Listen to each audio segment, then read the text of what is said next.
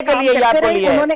آپ کے اگینسٹ جاننے کے لیے یا آپ کے اگینسٹ بولنے کے لیے نہیں لیا، آپ کو اوپینین آپ کی رکھنے کے لیے لیا ہے۔ ہمارے ساتھ بیرسٹر بلخ شیر کھوسا صاحب بھی موجود ہیں، ان کو بھی ہم ایسے اپنی اس میں دعوت دیتے ہیں اپنے اس کنورسیشن میں۔ کھوسا صاحب، آپ کی کیا رائے ہے اس تمام تر معاملات کے اوپر؟ جو آئینی ترمیم آئی اس کے بعد 4 ججز گھر بیٹھ گئے تو انہوں نے کہا کہ ہم نے کام نہیں کرنا۔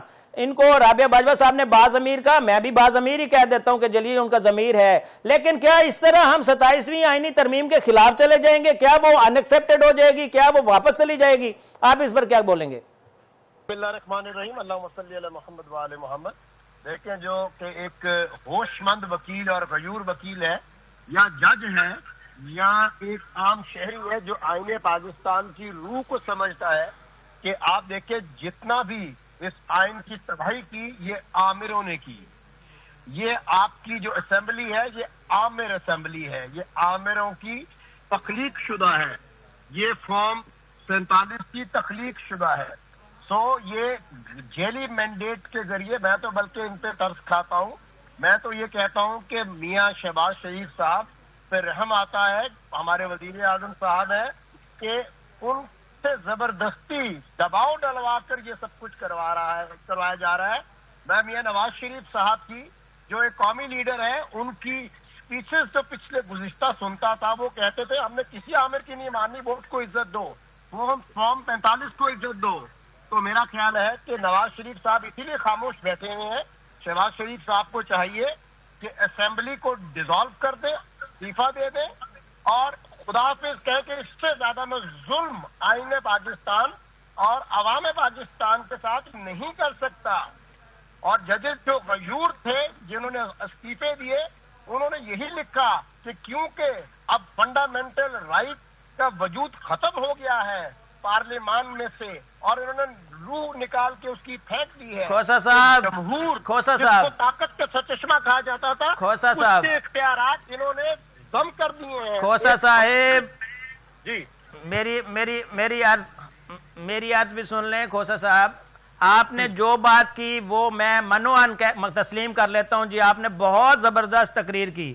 یہاں پر ہم بات کریں ریالٹی کی، یہ 4 ججز اگر تکلیف میں تھے کہ جی ہم 27ویں آئینی ترمیم کے خلاف ہیں، تو یہ تب کیوں نہیں تکلیف میں ہے جب 47 کے ساتھ حکومت بنی تھی، جب 17 اراکین والی حکومت بنی تھی؟ اس کو جب مسلم لیگ نون کی حکومت بنتی نہیں تھی تب بنی تھی۔ اس کے بعد جتنے بھی معاملات ہوئے تب یہ ججز کہاں تھے؟ رات کو 12 بجے عدالتیں کھول کے، انہی میں سے ایک جج نے رات کو 12 بجے عدالت کھول کے انہی کو میاں محمد نواز شریف کو باہر بھیجا تھا۔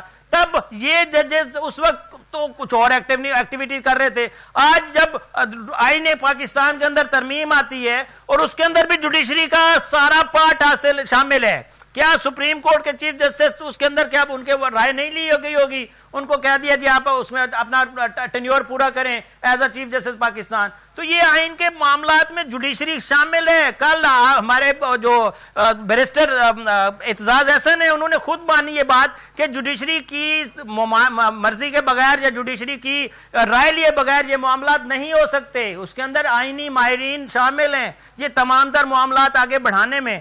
تو آپ سمجھ رہے ہیں کہ کیا شہباز شریف صاحب اس بات سے استعفیٰ دے دیں کہ میں نے 27ویں ترمیم پاس کروا لی؟